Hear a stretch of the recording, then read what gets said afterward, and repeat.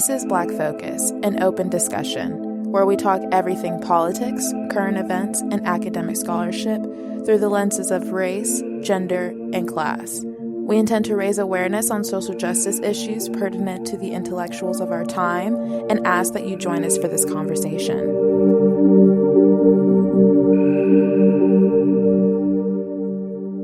Hello, and welcome. I'm your co-host, She, and this is Black Focus, an open discussion, where we aim to educate the masses, address social justice issues, and liberate the exploited through resourcing. So today we have a very special guest with us that's going to join our open discussion for this evening. His name is Dominique J Hector. He is a native of Daphne, Alabama, but currently resides in Birmingham, Alabama. In 2016, he received a master's in public health with an emphasis in health education/promotion. This October, Mr. Hector became the health educator teacher at Huffman High School. His role there at Huffman is providing health education and global health courses to students grades 9 through 12. In addition to those duties, Mr. Hector is a PhD candidate studying health education and promotion through the UAB School of Education's Department of Human Studies. His dissertation focuses on collegiate African American men's perception on masculinity and the sexual health implication that impose regardless of sexual identity. So I just first want to give a couple of snaps for a man of substance in our presence. So let's snap it up. Everyone just snap it up. Alrighty, so did you want to give us a little bit more details on your research? Like, can you tell us why it's so important and why you're doing it? So, why I think this is a really important topic and why we should be studying masculinity is because we live in a traditional patriarchy here in our society. And I think that it's very important to explore our past because it can have key instincts about our future. And so, with that, I have noticed a couple of gaps with masculinity and some of the progress that's needed to be formulated over the past couple of years, I would say. I think that's why it's important. I think that's why we're doing this work, because there are men who are progressing in our society, and so that's what I think we need to be talking about today. So I want just to break it down before we get really heavy in this topic. Can you please break down gender expression and gender identity to us? So a person's gender expression is the way in which a person expresses their gender identity. And typically that's through their appearance, their dress, and their behavior. But when we're talking about gender identity, that's an individual's personal sense of having a particular gender. Okay, so for me, and like that, definitely love that definition. And for me, what I got during my research was like gender expression typically reflects a person's gender identity, but it's not always the case. Gender expression is separate and independent both from sexual orientation and gender assigned at birth. And I definitely can definitely speak for the gender identity part of me being non-binary and being on a spectrum and not really seeing like gender as it, just being one or the other, but seeing it moving up and down throughout your life. And then also, on the other hand, I express in a more feminine way. So people get very confused because they try to tie the two together. And I'm like, hold on, wait, no, y'all need to first understand the definition so you understand that what I'm doing is not abnormal. That me being not non-binary and going through this spectrum isn't weird. It's me being human and deciding to actually find who I am. But on the other hand, let's not judge people, for finding who they are and what they're doing, even if we do believe that there are just two, gender identities. That if that's our belief, then we should let other people do them and respect them and allow them to choose and explore and let them find an option that's good for them and then settle. So now I want to get into what would you describe gender roles as, or define that for us? So my personal definition of what I see gender roles as: assigned or simulated roles that we adhere to that are traditionally masculine or feminine. And so what I am proposing through my research is that those gender roles evolve. And so through that, there is progress that is being made. So if we're looking, for example, at men, and men traditionally are probably taught that we're not supposed to show weakness. We're not supposed to cry or things of that nature. But we do experience great loss, great sadness, and things of that nature. So men are hurt, and we should be able to express when we are feeling hurt. Mm-hmm. And so I think that the confounds of masculinity are evolving. And that is that progress that I think that we're talking about, because it's slow when we're talking about folks' tradition, like especially here in the Deep South. Like, a lot of people believe that, you know, you're getting rid of everything that I know. Mm-hmm. And that's really challenging for a lot of folks. And so what we're trying to really get people to see is that, no, we're not getting rid of everything that you know. It's just everything that you know has to be questioned. And questioning is not bad. Mm-hmm. And so we have to remove that. And I think one of the beauties that you stated earlier with being non-binary is that you are already asking those questions. And it's what other people are not doing. So they're probably looking at you through the lens of, you know, why is he maneuvering this way? Because it's something foreign that they've never seen before. But they're not realizing that even within their own identity, that they're evolving every day, because our society is progressing. Mm-hmm. So I think that's a really important role and a really important question. And for me, for gender roles, like, I kind of define it by behaviors, values, and attitudes that a society considers appropriate for both male and female. Traditionally, men and women had completely opposing roles. So men were seen as providers for the family, and women were seen as caretakers of both the home and the family. And I think that is so important when you talk about, like, tradition, because that's how a lot of people, just especially being in the South, how people really get into relationships and see how relationships are supposed to be. Like, there's an obvious distinction. Like, if someone came up to me, oh, you must be the woman in the relationship.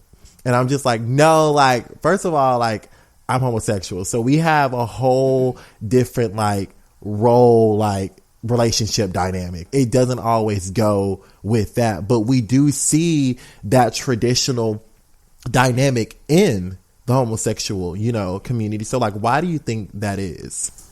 I think that exists because masculinity is all that these men know. And so regardless of sexuality, we've all been brought up in the traditional patriarchy of masculinity. And so for a lot of gay men, they are maneuvering this newfound masculinity that's almost, in a sense, called like a masculinity light. Mm-hmm. But they're not realizing that with this light version of masculinity, it's still rooted in some toxic fashion. And so with that, I think it gets adopted over into the gay community. And so that's another thing that we really have to discuss, because there's lots of researchers who write about straight acting gay men and anti-effeminacy and things of that nature. So I think that's a really good point that we need to also discuss.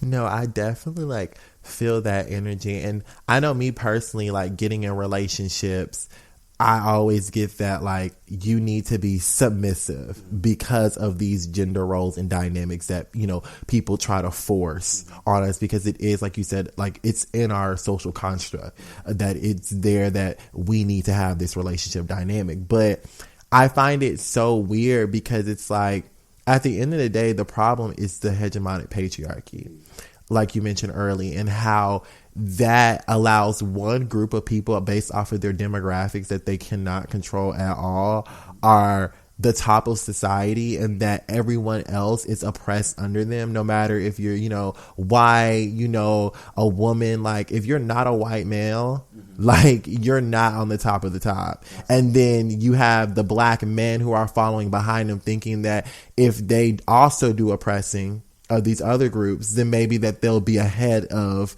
these groups. And when I say these groups, I mean women, I mean people of color, I mean LGBTQ members, like anyone who's not in those two categories. We're kind of like left behind, and we're out of the conversations. And we have a lot of these groups have a lot of people speaking for them, and we're not in the middle of the conversation. So I just know sometimes I have a lot of people telling me what I am and how I'm supposed to act and what they're supposed to expect of me, and not allowing me to express who I am, and just go through who I am in front of them. Let it be pure, natural, and there's nothing wrong with it. Like, I'm a new book. Read me. Like, I'm not a narrative that you've seen before. Like, allow me to surprise you. I think an interesting point that we need to discuss is how we are perceiving masculinity, because that's a really good point that you made right there. And I think with a lot of people, their perception of masculinity is changing, and so they feel threatened by that. And so I almost kind of want to say, like, yes, I agree with you. The patriarchy is the issue. Like, if you don't hold these positions of power, other communities will be marginalized. So you have, like you said, your women, your other people of color, you have the LGBTQ community. And so we need to be able to have these conversations candidly. And I think that is another issue with masculinity, is because it provides us with limitations, especially with traditional masculinity. And that's the point that I wanted to speak to, because I really like that you said, although it's a negative connotation with men, that you're always being told of how you're supposed to act, that is the limitation with masculinity. And that's actually why I sought out to do this work, because I was like, why are we living by a script? Why can't I express how I feel?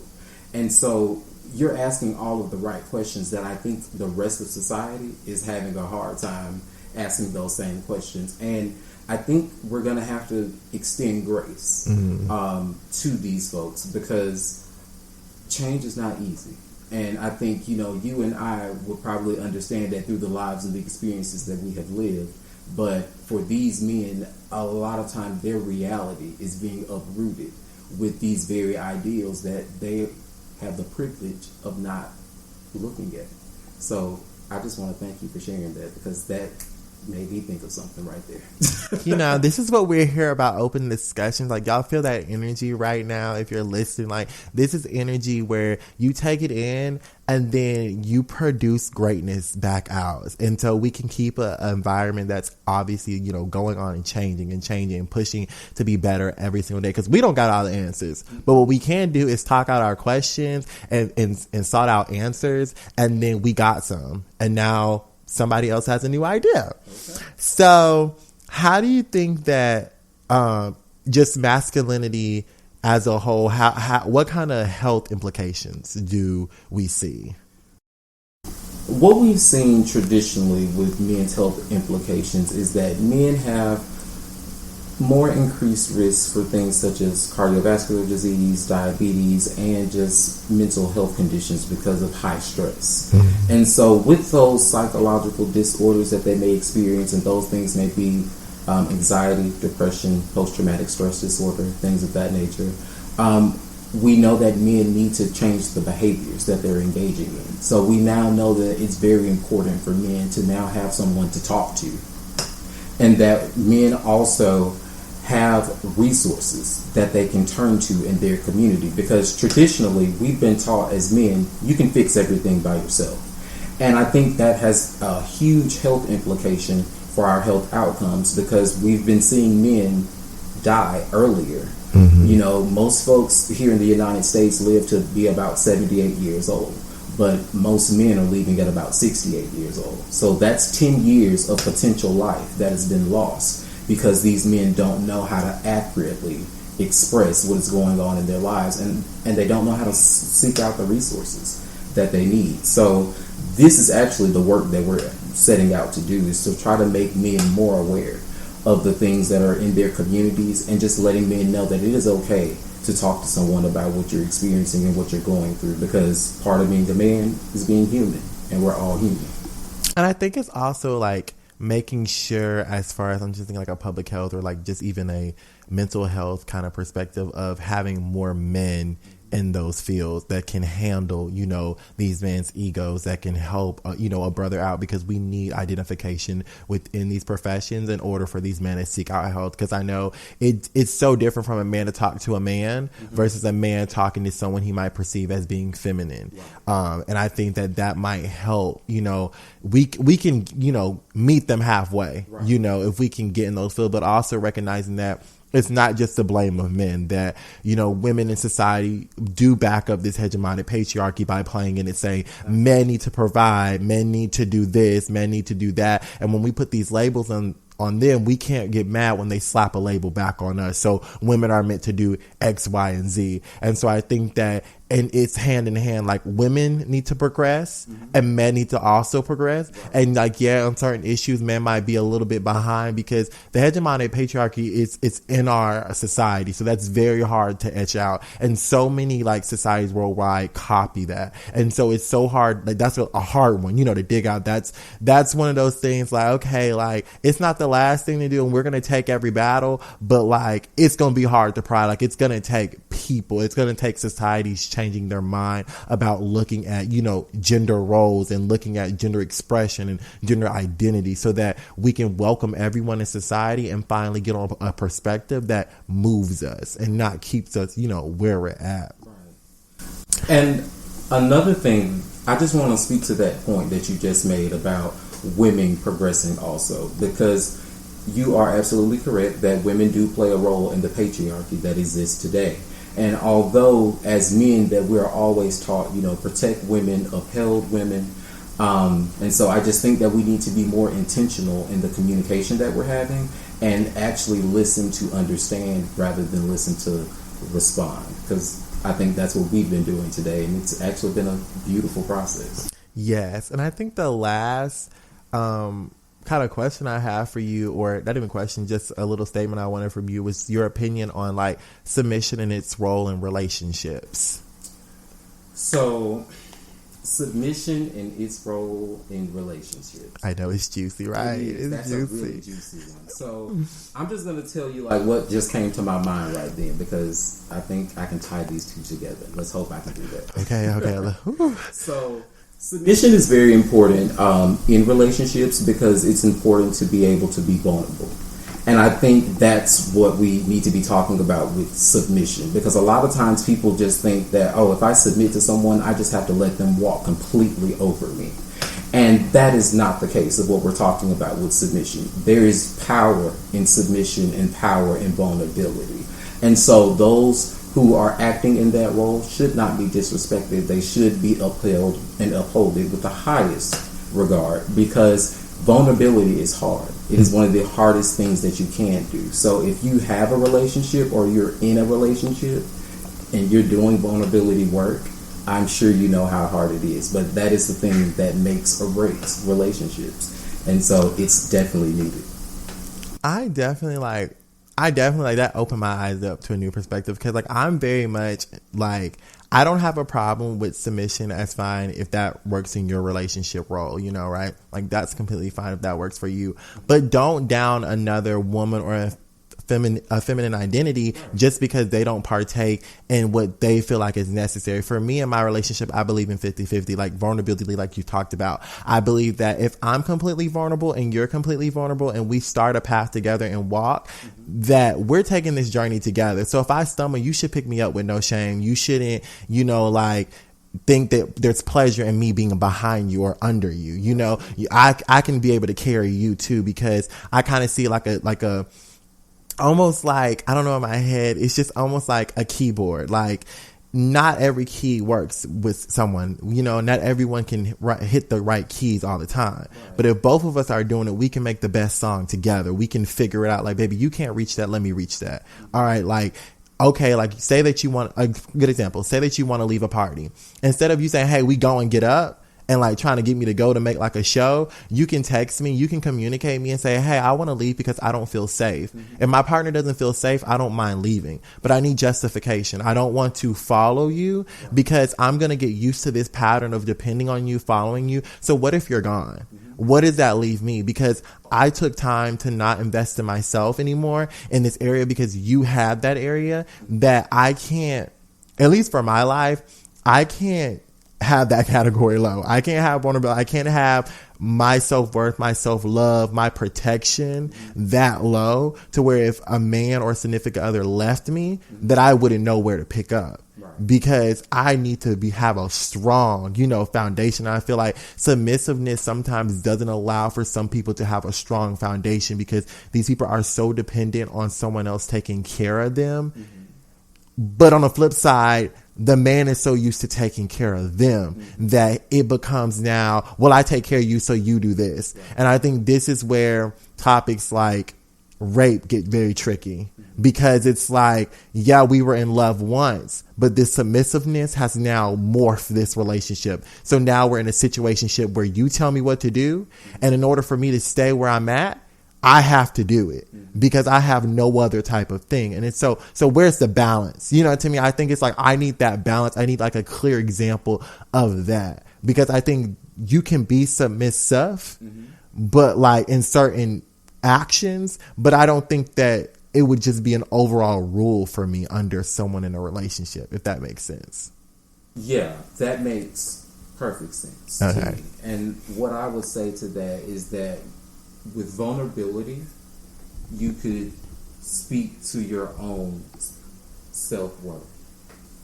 So with vulnerability, I think you can speak to your own self-worth because although we look at other people in our relationship to be dependent upon, we are also learning to be codependent in that situation. And part of being codependent is also having that sense of independence. And so if that vulnerability is present, because you have to be vulnerable with yourself. And I believe once that happens, that's when folks start to realize like, okay, I know the next moment is coming. And I know that I'm still going to be here in that next moment. So what do I do for that moment? And that's vulnerability in that moment because you're like, okay, I'm in a situation of fight or flight. I don't know what I'm going to do, but I'm going to figure this out. And so when someone unlocks that level of vulnerability, I think that's when they start to maneuver differently within those situations. And so we have to remember that with vulnerability, there's power. And with submission, there's no power. And so that is the clear example of how you see the two. And I wanted to touch to like, it's not to down like being submissive. Like if that works in your relationship dynamic, if that's like good for you, then that's great. And there's nothing wrong with it because submissiveness is different for every couple. It's different. Like being submissive is subjective. So like even the word of it, it's like, what do you consider being submissive? Because I could just think it's you telling me to pick something up that you dropped it and you tell me to do it, I pick it up. I might think that's submissive, but that might you just think a helping hand, So I think that it's a very, subjective word and that like for some people it works and it's great and it's like it's done beautifully and like that works for their relationship. But I think that we should give room for other people who have other opinions about submissiveness and that it should not be normalized to be submissive in a relationship. Like we shouldn't be like teaching this to our kids as if this is the only way, because I think sometimes it limits children, specifically our women LGBTQ members, to think that they can't be ambitious, that they can't around men, that they can't have an opinion around men because they're supposed to be submissive, and that conditioning, keeps it going on. I think that we should allow for expression, for their own research, for them to be able to find who they are. And it ties that back into our gender role, gender identity, and like our expression, because the more we tell our kids to pour into themselves and figure out what is good for them and then let them bring these big, lessons to us, then I think that we would see them growing more. Yeah. And I just want to add, like, to that submission piece, when I say that the power is given over, it's basically saying that I'm sitting in the co-seat now, that I'm okay with having another perspective here. And so that's what I was speaking to with vulnerability, saying that I'm vulnerable enough to say, okay, I will let you be here. I will submit enough to let you be here and say your piece or add your piece to what we are doing or what we're doing going forward. So I don't want anyone to feel as though that being submissive is removing their power. Mm-hmm. It's just shifting your power in a different way to where someone else now has influence. So then another topic that I want to talk about on top of submissiveness or within it is like submissiveness's role in society and how it can be very problematic because it can limit individuals to grow, to fully like develop on who they are. Because if you're forcing women to be submissive or under like men, now we see like our workforce breakdown. We see our men in our higher roles and women, you know, fighting, doing a lot of labor on the force and not getting credit because of this system that we have, and because women need to submit. They need to be team players. They need to be on the side. They can't be like in charge. And that this can also be seen by individuals, and they take on this persona. And so when feminine identities walk into places, when they walk into places of business, you know, just out on the street, you see a natural reaction of men to treat them lower, that they're used, you know, as, oh, just like they're women. So like women do women work and men do men work. But it should be like, if we're on a higher perspective, that we all coexist. So me as a woman, I could go talk to somebody else's husband and we can have an intelligent conversation. My husband shouldn't be like, oh, why are you talking to the boys? Like, I should be free to do what I want because I'm a person, I'm a human. And so like, how do you feel about that? And I agree with everything that you just said, because submissiveness traditionally has been problematic in our society. It has led the way for a lot of individuals to continue to be oppressed in numerous ways that we see today. But I think something that we spoke to earlier when you said you believe in things being 50-50. And, you know, that's equality. And if we're going to put that in the context of relationships, I think that we need to be striving towards egalitarian relationships. And we can extend our relationships across platforms. So we can look at our friendships, our work relationships, you know, platonic relationships, all of that good stuff.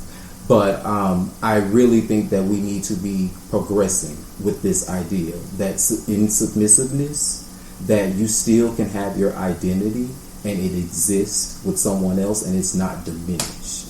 That you can still have your power and still have influence with someone else. And so what I want people to understand, though, that is a choice. Mm-hmm. Okay? Submissiveness is a choice, because if you want to go and do what you want to do, you should be able to do that. And society is slowly progressing to where that is happening. We're seeing women start to be in more leadership roles, but change is slow. And it's going to take more people like us having these conversations to really get people amped up and light that flame to say, hey, why aren't more marginalized folks in this room, at this table? Why aren't people that are oppressed not here for this conversation? Because traditionally, we have lots of folks in power who are always speaking about the things that the marginalized folks need. I feel that. And I think that, like, for me, I like do this conversation that just, I guess it always hits me every time I get this deep in this conversation is that, but like submissiveness is so problematic that it has to be gone, in my opinion, because submissiveness allows for the hegemonic patriarchy. Mm-hmm. Submissiveness is in root in society where it will always keep somebody down, mm-hmm. no matter their color, age, ethnicity, sexual orientation, sexual identity, that it is so crucial that it's gone. Right. Because through this conversation, we talked about submissiveness and self-vulnerability. Mm-hmm. And allowing someone to come in and being vulnerable. And I think that those are two different things. So we want relationships that are healthy and the individual are both vulnerable. And we don't want a gender role or dynamic of submissiveness where one person is below the other. And that's the only way a relationship can work, because what we're teaching our kids and what we're teaching people is that someone has to be oppressed in order for two people to coexist, in order for people to work together. And that's not true. That things can come together where both people were just super vulnerable and they knew that their strengths and weaknesses worked together in order to come out with the best product ever. Right. And so it's like, I think when we walk into relationships, we have to walk in them knowing that this person has the same worth that I have, and I see that worth in them. And so we're going to work together in order to, set this world on fire and accomplish what we, want to accomplish. Right. So I think to like kind of finish it, I just feel like we've gotten to the point of vulnerability is what is key and submissiveness is what needs to be out. Like, that's old news. Like, we don't need to be doing that no more. We don't need to use that language. We don't even need to have that in conversation because that doesn't allow for a healthy narrative. I agree, but I want to speak to this point because I remember earlier in our conversation too that we spoke about, having grace for folks. And so we have to remember that for a lot of folks who are traditionalists, their world is rapidly changing. Not saying that we need to hold on to those things because I completely agree with you 100% that like submissiveness is old news. It needs to be done away with because it still leads people to be oppressed. However, you still have people that operate by those beliefs, so it's going to take folks like you and I and other folks having these conversations to change those hearts. And then the worst outcome of this is we're going to have to wait for some of those to die out, just to be honest, because some people are just committed to ignorance. And we know in public health, we can plant our seeds as much as we can, but sometimes you just have soil that is not fruitful. And so we have to keep moving. And I think that's what society is doing because we're seeing it every day. Society is progressing. We have a female vice president now. And I think now a glass ceiling has been broken for women.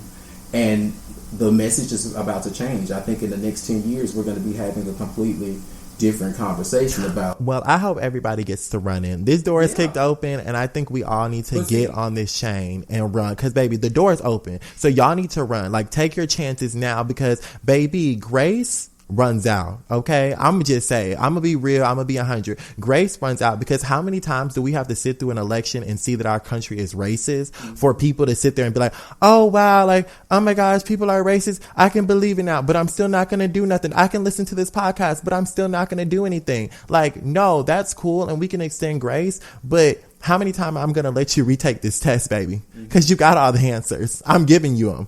I'm giving you the answers. And so you're knowingly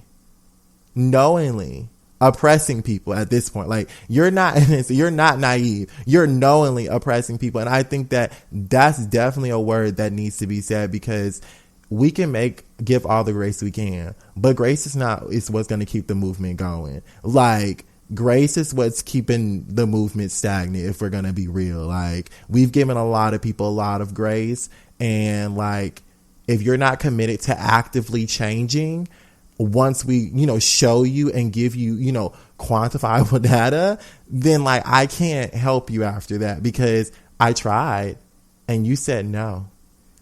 And I want to speak to that because we talked about that earlier. So if they don't get it, what's the ultimate outcome? You gotta go. They're gonna die off.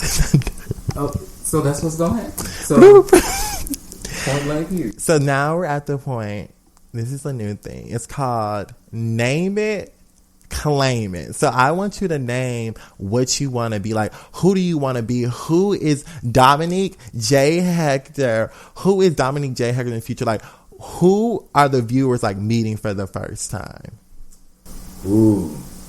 So Dominique J Hector in the future, who y'all meeting for the first time? So I will be on CNN as a public health analyst. Okay. And probably working for one of these federal organizations on keeping us safe. And just teaching at one of these universities, talking about socially responsive masculinity. That was Name It, Claim It. Okay, y'all. He's gonna do these great things. I want to thank everybody for tuning in. I want to thank Dominique for coming on here and giving us, some juicy information. I think that we learned so much about gender expression, gender identity, and gender roles. We also got a little bit, into the hegemonic patriarchy patriarchy, and then we got into submissiveness, and that was like, whew. That was good. I think that we've gotten a lot of, energies into the environment. And I think that everyone would be able to, participate in this conversation. Thank you for joining This is Black Focus for another open discussion. We hope you enjoyed today's dialogue and encourage you to engage in the conversation by following our Instagram at This is Black Focus and our Twitter at We Are Black Focus.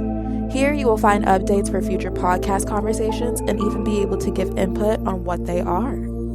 For business inquiries, feel free to email us at blackfocuscollective@gmail.com and tune in every week for a new episode.